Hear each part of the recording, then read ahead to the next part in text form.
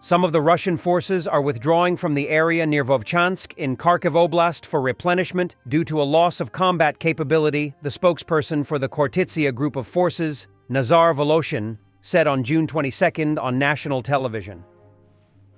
Russia launched a new offensive on May 10th in northern Kharkiv Oblast, and Vovchansk became the scene of some of the heaviest fighting. Moscow's forces had advanced as far as 10 kilometers, 6 miles, in the region, but had been halted by the first line of defense. Russia was bogged down in the embattled town of Vovchansk, but was constantly replenishing its forces with units from other directions. Commander-in-Chief of Ukraine's armed forces, Oleksandr Syrsky, said on June 12th.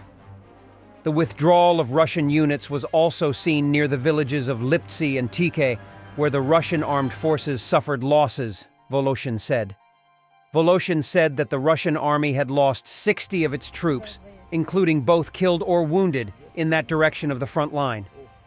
This indicates that the enemy has suspended its active hostilities in that area, as they were not conducted over the past day and in the morning, Voloshin said. The Russian military yet continues to use guided aerial bombs and missiles against the settlements in the oblast, the spokesperson added. The armed forces of Ukraine successfully destroyed the control point of a Russian motorized rifle regiment early morning on Sunday, June 23rd, the General Staff reported.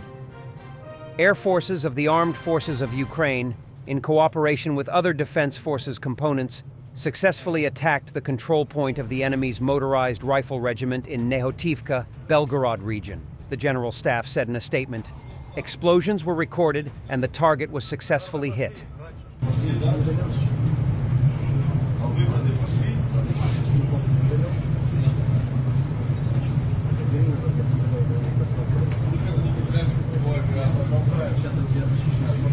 Satellite images published by OSINT analyst Brady Afric confirmed the destruction of the Shahed 136 Geran 2 storage and preparation sites, educational buildings, and control points from the attack conducted on Friday, June 21st, when Ukrainian forces struck a Shahed drone warehouse in Russia's Krasnodar territory. The Ukrainian naval forces reported that, in addition to the drones, the attack also killed qualified instructors and cadets who were training to launch Shahed 136 Geran 2 drones at Ukrainian targets. The recent decision by the United States to authorize Ukraine's use of Western weaponry on Russian soil has rapidly changed the course of the war.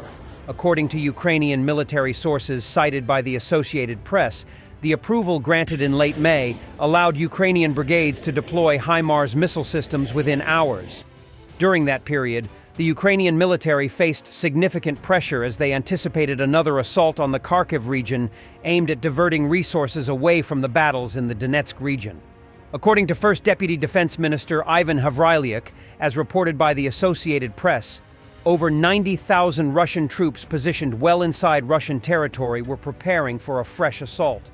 The deployment of HIMARS missiles enabled Ukrainian forces to immediately target and disrupt Russian troop movements and firing positions along the border. The HIMARS were not silent for the whole day, an artillery commander in the Kharkiv region who goes by his call sign Hephaestus said, recalling the first hours when permission was granted to use the rocket systems.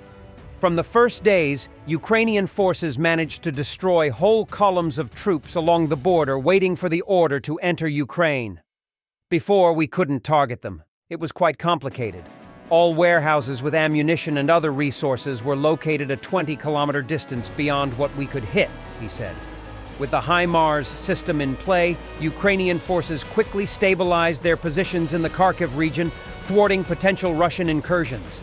Still, Ukrainian authorities are frustrated by restrictions limiting strikes to within 100 kilometers of the border, despite the significant escalation in U.S. support for Ukraine. This limitation has impeded Ukrainian efforts to target key Russian air bases, from which bombing operations are launched.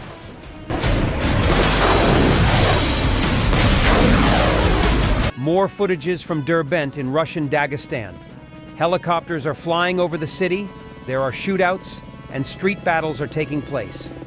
Armed militants conducted coordinated attacks on Orthodox churches, synagogues, and a police station in Derbent and Makhachkala on Sunday, June 23rd, resulting in the deaths of at least 7 police officers, 1 priest, and 1 civilian. Derbent and Makhachkala are cities in Dagestan, a republic in Russia situated in the North Caucasus region. Regional authorities report that at least 25 people have been wounded, but it is unclear in which city. In Derbent, the militants with automatic guns at first targeted the Orthodox Church of the Intercession of the Blessed Virgin Mary around 6 p.m. local time. Eyewitnesses reported gunfire and smoke in the area, prompting a full alert of the Derbent police force. A priest was killed in the attack, as reported by Shamil Kadulayev, chairman of the Dagestan Public Monitoring Commission. According to the information I received, Father Nikolai was killed in the church in Derbent. They slit his throat. He was 66 years old and very ill, Kadulayev stated. He also mentioned that a security guard at the church, armed only with a pistol, was shot. Other priests have locked themselves inside the church awaiting help, Kadulayev added. The attackers, armed with automatic weapons, also targeted a local synagogue in Derbent before fleeing in a white Volkswagen Polo. Video footage shows the synagogue engulfed in flames, with large plumes of smoke billowing from several windows on at least 1 floor.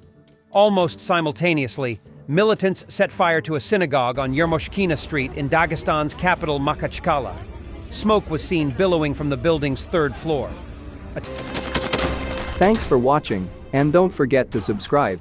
Also, if you want to support Warthog Defense, please become our member and get early access to new videos, exclusive members-only videos, and become administrator in comment section.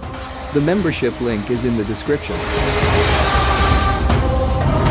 Rescues every day. We had a guy last week, it's 6 rescues in 6 days. You know, he's doing the job every day.